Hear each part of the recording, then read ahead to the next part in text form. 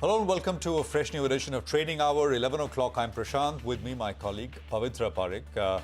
I am the stand-in and Pavitra, of course, is the regular. It's just biding time, Pavitra. Not very much is happening. 5-6 point change. And, the expectation was, at least yesterday, that the Sensex made a high and then today we'll be done with the Nifty as well. But I guess we'll have to wait a little longer for that. It's just, 0.5% away. That's it. Markets unchanged as of yesterday's close, and yesterday we left off with a 0.4% gap between where the market was and 18,604, which is the all-time high made in October of 2021. So that'll come. But I think, as has been the case with the Sensex, there's been, it of course makes for great headlines, but has there been great enthusiasm, great cheer with new highs on the index? Perhaps not like in previous occasion, and for good reason, because even though the index is making new highs, even Nifty constituents or Sensex constituents, for example, 55-60% of them remain below their respective peaks. So that's essentially the reason why you're not seeing that same level of sort of cheer and enthusiasm. But, well, nothing to complain. The market's done fabulously well relatively, and just well in absolute sense as well. When I say relatively, I mean compared to other markets. And of course, absolute returns have been nothing to complain about as well. It's been a tough year so far as we wind down this year. Lots to talk about in terms of individual stocks, although not very much is happening at the index level. Pavitra. Hi, this is what we've all been talking about, right? That it might be an all-time high, but it hardly feels like that at all. So, but I mean, today it's absolutely at the flat line. It is the PSU Bank index, which is once again holding well in the green. So this is for the 1 week move that we've seen. The PSU Bank index is up over 7%, while the Nifty is barely up 1%. So that is the kind of momentum you've seen in this sector. A lot of the banking names will come up on your screen. These ones have, been doing quite well. And today, once again, you're seeing the gains pile on in South Indian Bank, UCO Bank, PNB.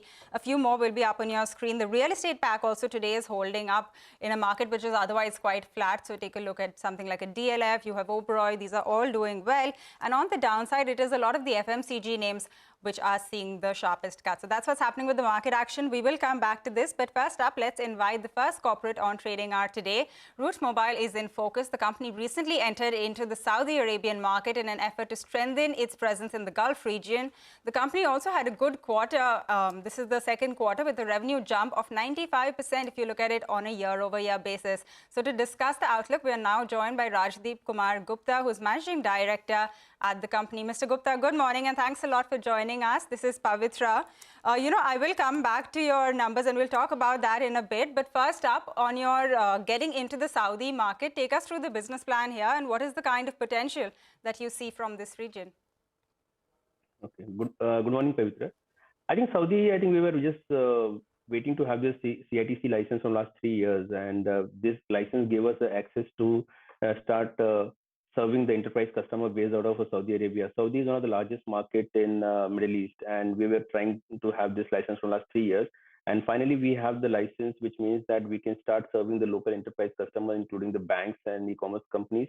And this is, I think we believe that over 1.5 billion transactions we can process through our platform within Saudi domestic traffic. It definitely, I think being a Saudi is one of the largest market in Middle East, we are already well placed in UAE and Kuwait and Qatar. With this, I think we are fully covered in all the GCC region in Middle East now. Okay, so you said 1.5 billion SMS volumes is what you can expect from this region. How much would this translate into in terms of revenue? So I think the Saudis are, as compared to other market, it is a very decent market in terms of price per transaction. We believe that in next 1 or 2 years, it will add about $10 million revenue to our kitty. Okay. All right. You also mentioned in your conference call that your strategy is to continue to focus on your key markets, so the Gulf region, India. Are there any other markets that you're looking at as well, or any new regions that you're looking to get into? Pavitra, I think we are very bullish about our LATAM growth. We are now have our sales offices in Peru, Chile, Colombia, and Mexico. And if you see our last quarter growth, I think there's a lot of contribution also came from Latin America market. And since the digital adoption ratio is increasing day by day in that market, we believe that because of the high population also, we believe that LATAM is going to be the next big market for Route Mobile. Okay, next big market. Last at the end of the first quarter, you had said that for the full year, that is FY23, you're well on track to get to 40% kind of growth, but you'd strive to do 50% year on year over 22. So is it 40 or 50 with this done? Yeah. Sam, good morning. I think we have revised our guidance to 60%. In fact, I think at the track which we are growing right now, I think FY22 we might reach over 60% of the growth. 22, 60% growth. Yeah, Okay. 60%. Wow. All right. What about margins? Have you put out a guidance there? So I think we just want to make sure that the EBIT margin will be between 12 to 14% ratio. And I think if as a new product line, which is increasing day by day as in our revenue contribution, we believe that in coming years down the line, we can give guidance about 12 to 14% of EBIT margin. We are very bullish about our gross margin also, because there is a lot of traction happening on our new channel of communication, especially on WhatsApp and email and voice. And in next few quarters, or maybe within years or time, I think we can see gross margin increase as well. Okay, Mr. Gupta, your revenue guidance, like you said, you have raised it to 60%, but considering that in the first half you did 95, we know that Q3 is usually, a good quarter for you. Isn't this a little bit conservative then? Babitra, I think 60% is still a very good number too, and I think I don't want to give any kind of a guidance. Even I believe the 60% in this kind of situation where geopolitical issues are there and there are lots of things happening in the global market. With the 60% guidance, I think we want to stick with the same for this year. Just a quick bit on the number of clients that you're adding and the pace of, which product categories is the maximum client addition happening? What size are these clients? Just some more color. So I think we are definitely adding lots of OTT player as a client, the banking customers all across the globe. Like we recently added one large bank in Nigeria as a direct customer of Root Mobile. We are serving lots of banks in India, and we are in a process of integrating few large banks in India still. And probably in the Q4, we can start getting traffic from these banks. So I think if you see vertical wise, I think banking and the OTT players and the e-commerce are the top three vertical for Root Mobile, and we are definitely working on various other verticals where we have a very good interaction right now. Okay, you'd also mentioned that you are giving some kind of discount to volume-based customers. Is that something which is still going on? This was from your conference call. I'm just trying to get a sense of how much this could really affect the gross margin as well. So I think the kind of guidance we have given about 22% rate, I think we are maintaining that guidance, and there might be certain deals which we want to clock. See, end of the day, we need to understand that Root Mobile is a platform company. Like even just onboarding a customer, we don't require lots of capex for that. And I think it is just a simple sales, effort by our sales people to onboard a customer, and we can onboard customer without putting a single cost to that. So I think if there is a customer where we believe that the potential is very high, even given some kind of discount to onboard that customer, we are happy to do that. But at any point of time, we always have that kind of guidance for ourselves that we need to maintain over 21 to 25%, 22% GP. And I think from last few quarters, if you see, I think we are able to maintain that same gross profit ratio. Just one last question. Could I ask you an open-ended question? Do you see any sort of structural risks to any of your product categories, any of your segments? I remember a quarter, 2 quarters back, there was this talk of telecom operators kind of doing a lot of the work that they outsource to you in-house.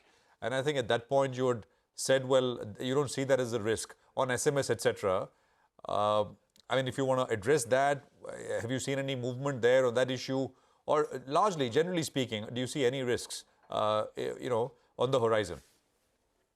Not at all, Prashant. If you see Root Mobile, we recently launched our beta version of marketing automation product called as Ocean in Latin America. And we are going to launch the same product in the month of February, March next year in India. At the same time, I think we are building new products on digital fraud also. We are looking out to acquire a few companies as well. And I don't see there is, if you see our growth also, like if we are giving a guidance of 60%, like which means that we are able to onboard more customer and we are able to maintain our customer. We don't see any challenge. And if there is any competition coming from operators, I think I didn't see there's any challenge to Route. All right, we'll leave it there. Thank you very much. Good speaking with you. Appreciate you joining in with that perspective. And 60% is nothing to scoff at. Super growth and 12 to 14% margins to boot as well. That's the guidance coming in from Route Mobile. Stocks spiked up actually even as we were having that conversation sharply. Almost all of those gains, I think, coming in once we started speaking with the management of Route Mobile. 13.11, 13.12 is where the stock is at this point in time. All right, we'll slip into a quick break here. We'll come back and we'll discuss what's happening in the commodities space with Manisha Gupta on the other side.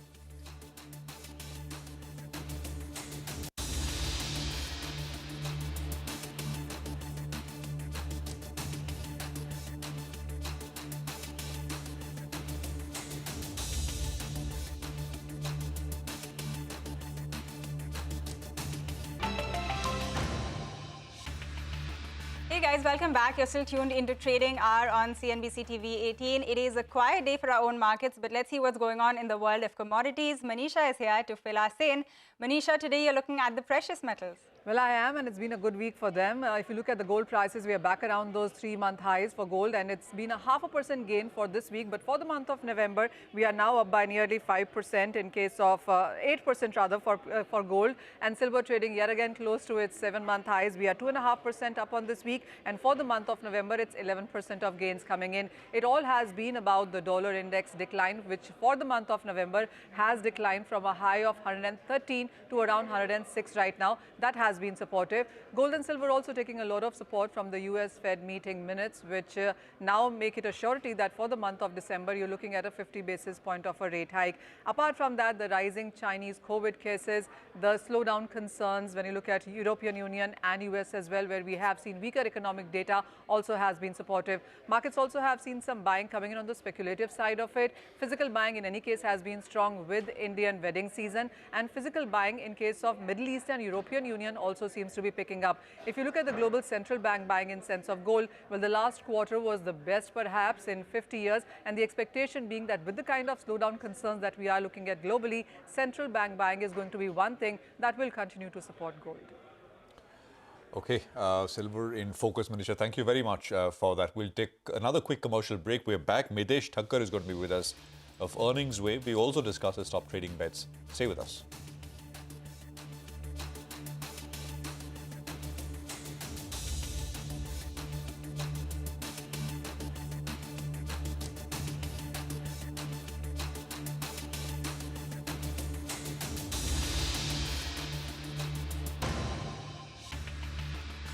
You know, the market's not doing very much. It's just 10, 12 points here or there. Broader markets also, I mean, it's positive. Market breadth is firmly in the positive region. So I think it's a good time to get you some opinion.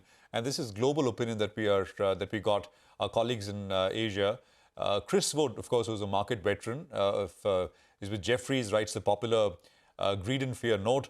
He spoke to CNBC's Tanveer Gill, and he basically says that India is the best story in Asian equities for the next 10 years.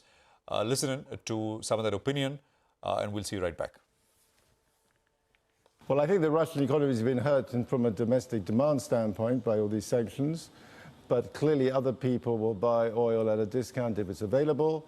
And this, we have to remember, there isn't a total unity in the world on the Ukraine conflict. There's a NATO view, but I personally believe the rest of the world outside the US, UK, and the Eurozone has a more nuanced view of the Ukraine conflict.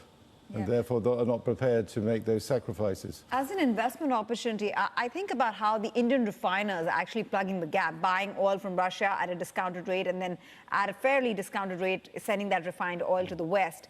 Do you think it's time to really look at some of the Indian refiners in the light of what's happening as an opportunity to invest in? Well, I think that's been the opportunity ever since the conflict started. So basically, China and India are buying lots of Russian oil, and I'm sure other places are too. But to me, the question is, does this Ukraine conflict go on through the winter, or are there efforts to resolve it? Because there have been one or two signs of dialogue, which makes me wonder if something's going on. I want to also get your views on the broader energy situation, right? Do you expect prices to be higher for longer? We just had an analyst 2 days ago talk about how 100 might be the floor for oil prices. And, you know, the range could actually be between 100 and 150 for a while. I've been structurally bullish on oil for 2 more years. I thought oil could get $150 before we even had the Ukraine conflict, simply because of the lack of investment in the oil and gas space for the last several years, because of the political attack on fossil fuels, which has disincentivized investment. Now, the problem for those pushing the renewable space and the race to zero transition is that it looks like it's going to take a very long time, because last year 82% of world energy demand was still met by fossil fuels, according to the best source, which is the BP Energy Book. So to me, there's a huge chasm between the political rhetoric and the reality on the ground.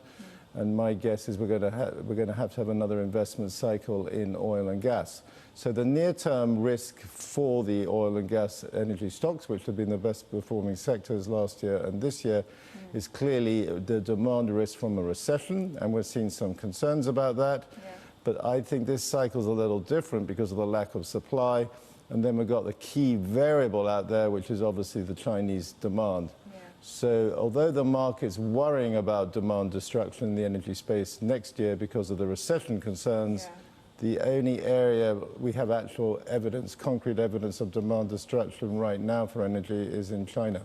Exactly. And we've talked a lot about China. In fact, I just want to get in a word there. How long do you think this COVID policy would last, would stay in place to keep that demand out of the market? Well, I think this is the trickiest issue to navigate for fund managers I've ever come across, this COVID. So the base case is we are seeing clearly signals of gradual relaxation, but on the other hand, we're not seeing any evidence of a full-scale relaxation. The best signal of gradual relaxation is simply that the cases are surging and they're not imposing Shanghai-style lockdowns, but clearly there's all kinds of restrictions on activity. So to me, we're going to be in a bumpy ride this quarter, next quarter. But the outlook for Chinese assets look better than it did a month ago or 2 months ago, because we've had the first evidence of the central government displaying real concern on the property market with the package announced last 2 weeks. And we have had some signals of relaxation. Probably the best single signal is President Xi has stopped being photographed always with a mask since last month. That's an important one going out there, right? I also want to get your sense in, you know, that China plus one strategy that everybody's talking about when it comes to investing in APAC. And I spoke to a lot of business leaders in India who obviously said that the plus one strategy would include India.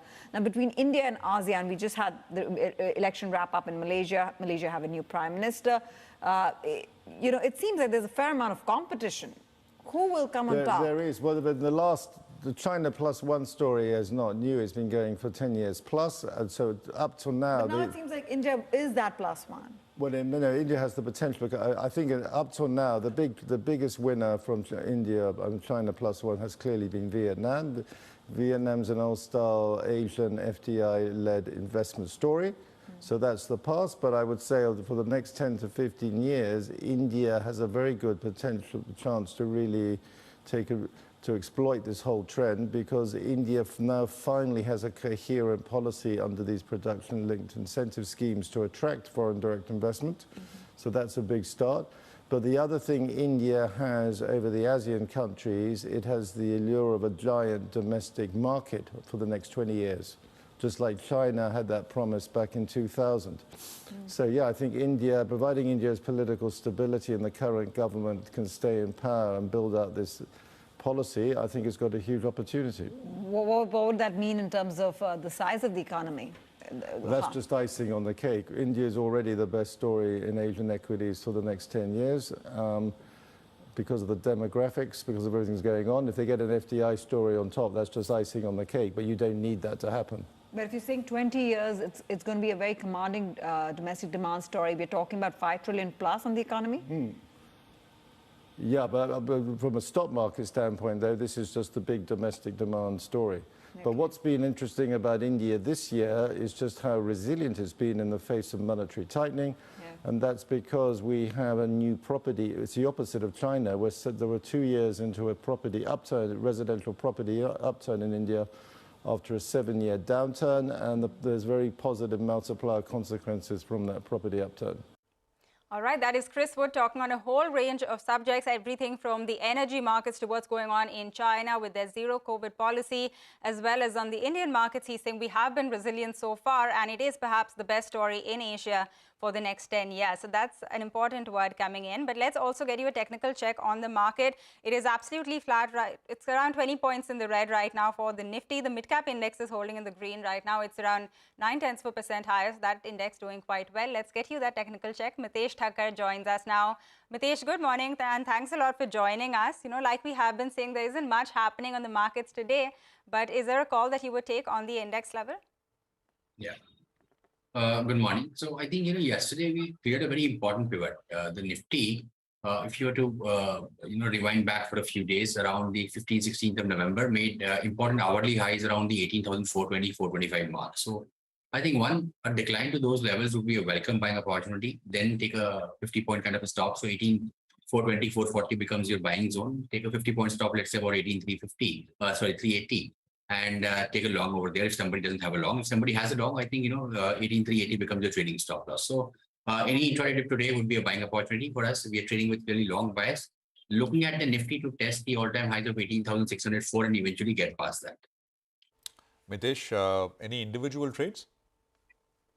On the individual trading side, I have a buy on IGL. I think that's a stock which is breaking out very nicely today. It's up about 2.5%.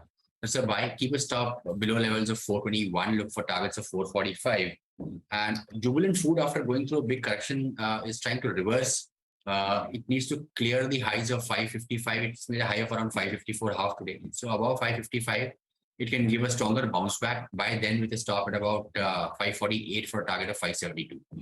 All right, buy on IGL as well as Jubilant Food. Mitesh, thanks a lot for joining us and taking us through that quick check and some of your individual recommendations. It's time for a short break now, but when we come back, multiple stocks are buzzing around in trade. We'll get you all of the details after this short break.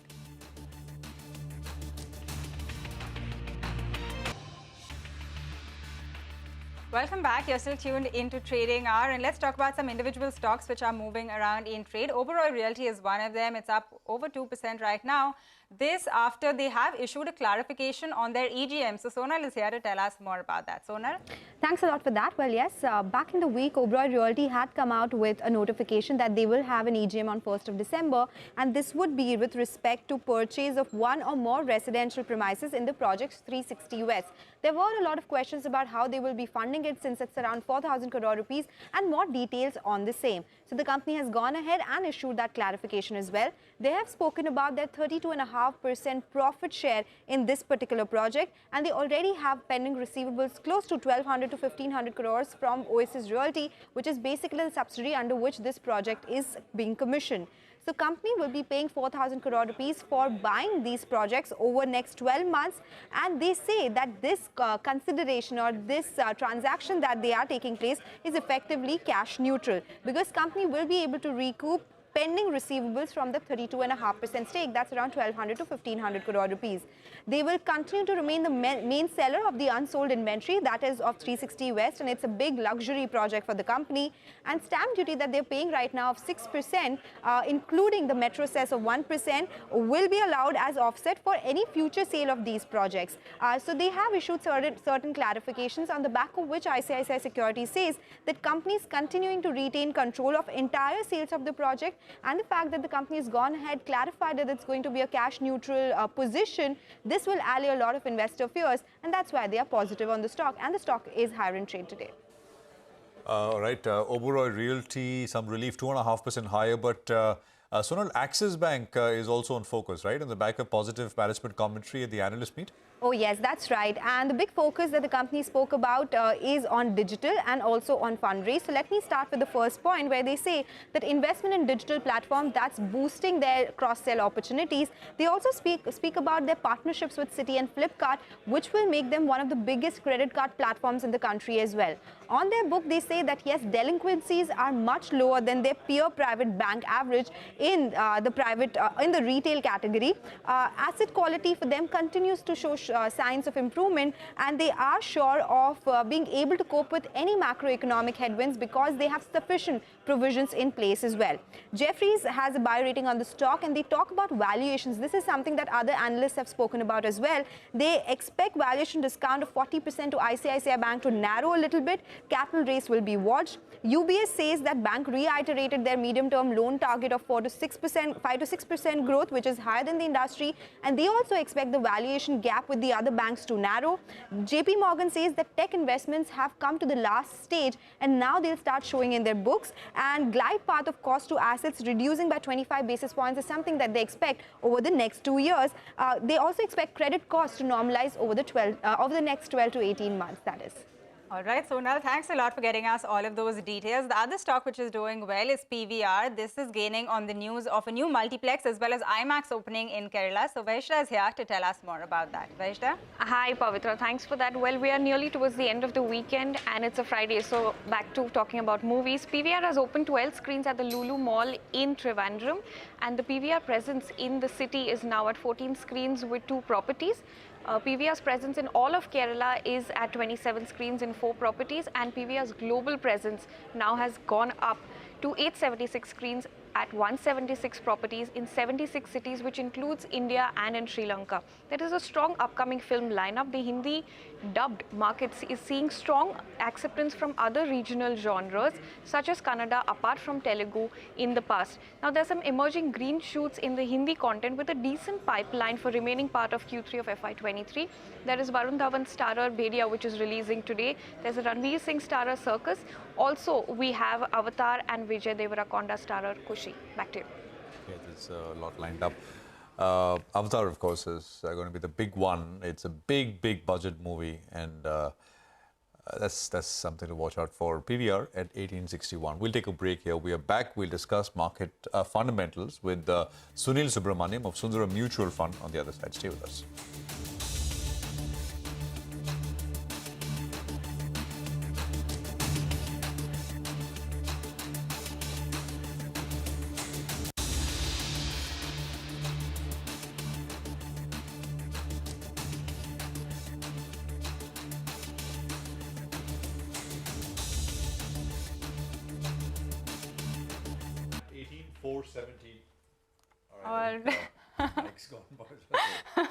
While you were chilling in the break, but we'll give Prashant a minute to fix that. For now, the market is absolutely at the flat line, just around 5 points in the red. It is the mid-cap index which is holding well with a gain of 1%. So let's invite our market guest for the day. We have Sunil Subramaniam, MD and CEO of Sundaram Mutual Fund, who joins us right now. Sunil, good morning and thanks a lot for joining us. This is Pavitra. First, on your outlook on just where the markets could be headed, we've seen that slow and steady rise to pretty much the all-time highs. But where do you think it's likely to go from here? And this decoupling that we have been talking about for so long from the rest of the world, do you think that's likely to continue for a while? Yes, I do think the decoupling will continue, but that way I expect the markets to be a little bit sideways from now on, because there has been a good lot of run-up on discounting the future gains to India from a recessionary world where oil prices will crash, and the fact that dollar will likely to weaken with an interest rate cycle peaking somewhere in March. So I think to that extent, those are positive news for an FII from India perspective. But that I would say that the next 2 months, there are 2-3 key things to watch for. First is from a global perspective, we still have to see whether the oncoming slowdown is really factored in, because that's where the interest rate hikes will be seen to be paused. So I would encourage everybody to wait for at least 1 or 2 more Fed commentaries from the rate hikes scenario to make up their mind. Second is that oil will likely to be holed up till February, March because of the winter heating requirement. The demand for oil will continue to be strong, and hence a further correction in oil prices significantly, right? Probably to wait for a couple of months for the winter to be over before we do that, because the Russian price cap which the US has proposed is still Europe is divided on that, and Russia has already been selling oil at prices below that cap. So whether it's really going to have the effect that the US intended in terms of economically trying to bring Russia down is to be waited and seen. Similarly, from the Indian point of view, we all know that the big budget, the last pre-election tinted budget is due in 1st of February. So a lot of run-up and hype around that will mean that there will be some amount of volatility. So I would expect a phase of consolidation now to set in over the next couple of months. But that being said, the undertone of the market will be bullish. There will be buying support at every correction because of the strong SIP flows domestically. And hence, I don't expect a great crash, but I do expect a sideways consolidating market over the next 2 to 3 months till we get fresh direction on oil as well as on the budget. So basically, the market stays here sideways without any great momentum, Sunil, right? Although, I mean, into the next couple of months, maybe even.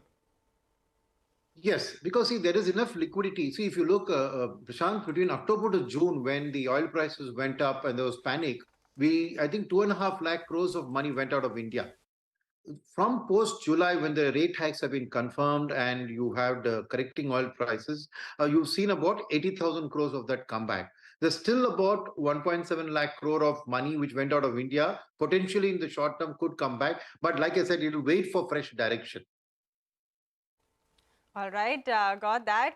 Sunil, but within this space, I know that you like the banking space and some of the consumer discretionary names as well. So take us through on just the banks. How do you expect this pack to trend? Of course, we've seen the momentum build up, especially in the PSU bank space. Do you think that is likely to continue? Absolutely. Because you see, if you look at the Indian growth path, it's a capex-driven growth path. And for capex, bank financing is about 70% of a total project cost. And the fact is that in the capex cycle, they are not so rate sensitive because initially the interest cost tends to get capitalized in the project cost. So hence, banks make very good spreads. And as you know, on the rate hike cycle, banks have only passed on about 30 to 35 basis points on an average to deposits, but have increased loan rates by over 100 basis points. So net interest margins of banks are set to widen. The second aspect is that you mentioned PSU banks, because PSU banks are more corporate loan centric, right? In the past 4-5 years, it's been retail which has dominated the bank lending, whatever there was. But in the coming, I would say a more healthy balance between retail and corporate lending, and PSU banks tend to have an advantage because of their nature of the relationship, especially with the MSME sector.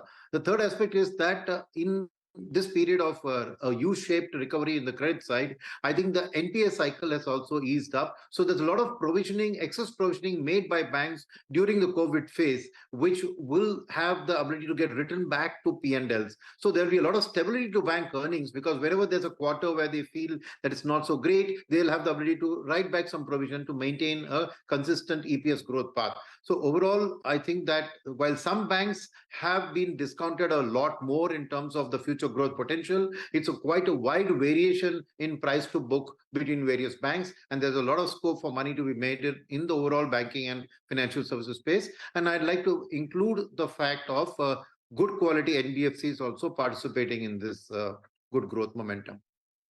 We should pull up the graphics on the Castrol news, which was flashing earlier for a brief bit. Castrol is basically putting money into something called Key Mobility, which is a TVS Group company.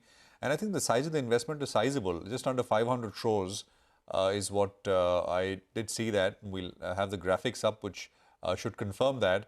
Now, Key Mobility, which is part of TVS Automobile Solutions Private Limited, calls itself India's largest independent automotive aftermarket player.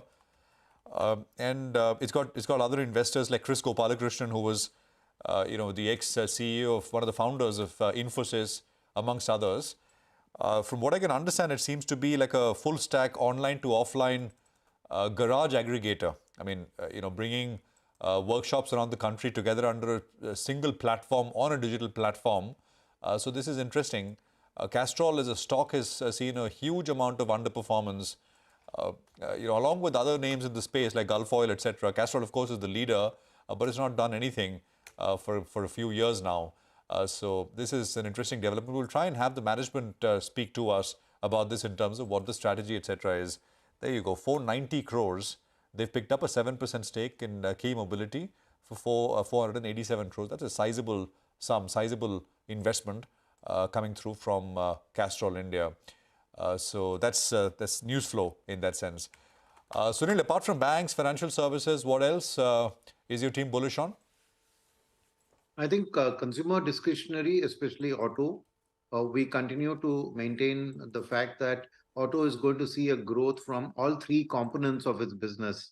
The rural-oriented two-wheeler demand, the rural-oriented tractor demand, which is already showing V-shaped recovery. So rural demand on the back of a good Kharif and then expected good Rabi crop, sowing has already been very good. So rural demand should give support to both tractors and to two-wheelers. At the same time, in the cars, I think we've had the fact that there's been a supply crunch, which has meant that the waiting periods for auto is very long. So if you look at the sales path, right, we expect a strong recovery along that, along with margins, because when we're talking about commodity prices declining, auto is one of the key users of oil-related derivative and commodities, whether it's in steel and whether it's in paints or it's in auto components. So I think there will be positive margin upside on that part of the business. The third part is you mentioned about the logistics and transportation. So the commercial vehicle, both medium and heavy and light commercial vehicle, are in a strong cyclical upswing. So we think that all sets of the only part of auto which is a little bit under pressure would be the auto components, which is export oriented, because in a recessionary world, exports. So leaving that apart, I think the rest of the auto pack, we are very, very bullish in terms of the coming years.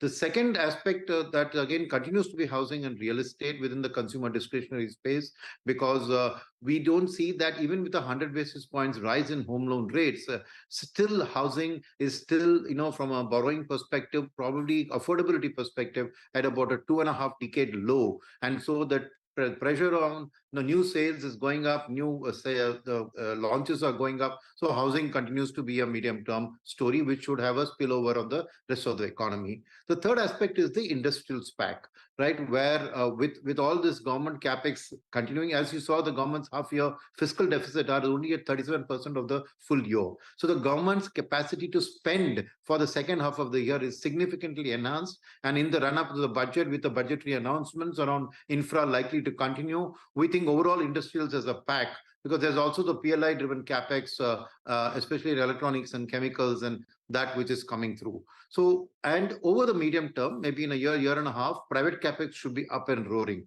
So I think industrials as a bet, slightly with a longer-term perspective, is another thing as a house we are bullish on. All right, got it. Sunil, it's always a pleasure to have you here on the channel. So thank you very much for stopping by and speaking to us. We'll leave it at that today. With that, it's time for us to get into a break. But before that, CNBC-TV18 is all set to lead charge with a one-of-a-kind mega initiative, Future Female Forward, the Women's Collective, presented by HSBC. Now, before the official launch, we were joined by some young future leaders who shared their vision with our managing editor, Shireen Bhan. Their dreams, their superpowers transcend age boundaries, everything from loving the Hulk to saving the planet to wanting the stock markets to open late so that their father can drop them to the school bus. This heartwarming conversation is a must-watch. COO of this panel, Tarini, introduce yourself. My name is Tarini Jaishankar. I am 13 years old and I study at St. Gregorius High School. And what is it that you would like to be when you're older, 18 or even after that? I have a lot of viable options, so I'm not really... A lot of viable options. What are those viable options, Tarini? Maybe a photographer or a badminton player, but I'm not really sure what I want to be currently. What do you think your dad does? I think my dad's a group producer and he oversees editing and other things. So you never thought that you want to be a journalist? Not really. No, why not? Maybe an anchor, but not maybe an anchor. What do you think an anchor does? Reports the news that he gets and tells the world about it. Okay, you want to be a journalist, so that might be a viable option, you think? I like writing in general and like getting facts and relaying them out. So I think like in news, that's what a lot of people do. So. Okay, yeah, that is what a lot of news people do. Hello, Sasha. How are you today? Good. How old are you? 5.5. And do you go to school, Sasha? Yes. And what do you like the most about going to school? Reading books and studying. Reading book and studying. What would you want to be when you grow up, Sasha? An Artist. An artist? Why do you want to be an artist? Because I like to draw so many things. What do you think your mama does? She goes to office every day and work. Do you like it when mama goes to office? Yeah, you do? Good girl, give me a high five. Hello, how are you today? Okay. Okay, just okay, not good? Good. Good, very good. And introduce yourself. My name is Ananya Singhal. And how old are you? Do you go to school? I'm 5 years old.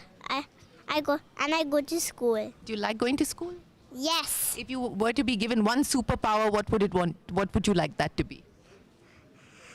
A power which will help the people. The people to do what? The people usually hurt the environment. So the superpower I will have is to help the planet and save the environment? Yes. Oh my goodness, you are Greta Thunberg already, a very young Greta Thunberg who wants to save the planet. That's the superpower that she wants. All right, remember you can catch the on-ground event in the presence of Shireen Bhan, Managing Editor at CNBC-TV18, Hitendra Dave of HSBC and several other women of India Inc.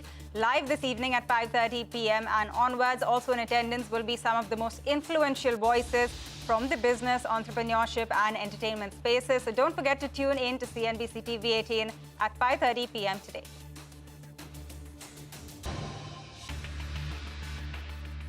Welcome back. You're still tuned into Trading Hour for the market. We've really not done much over the past hour. It's been trading in a very narrow range of around 30-40 points, but we are pretty much at the low point of the day, around 30 points lower on the index. The Nifty Bank has seen quite a cut in the past couple of minutes, and if you take a look at SBI, ICICI Bank, Kotak Bank, all of these have moved to the low point of the day. So keep your eye out on what's going on with the financials, but we're going to wind down on that note. And as we do that, let me leave you with some market opinion. Earlier today, we caught up with Suresh Ganpati of Macquarie Capital Securities. So listen into what he had to say on Paytm as well as the newly anticipated player Jio Financial. Listen in.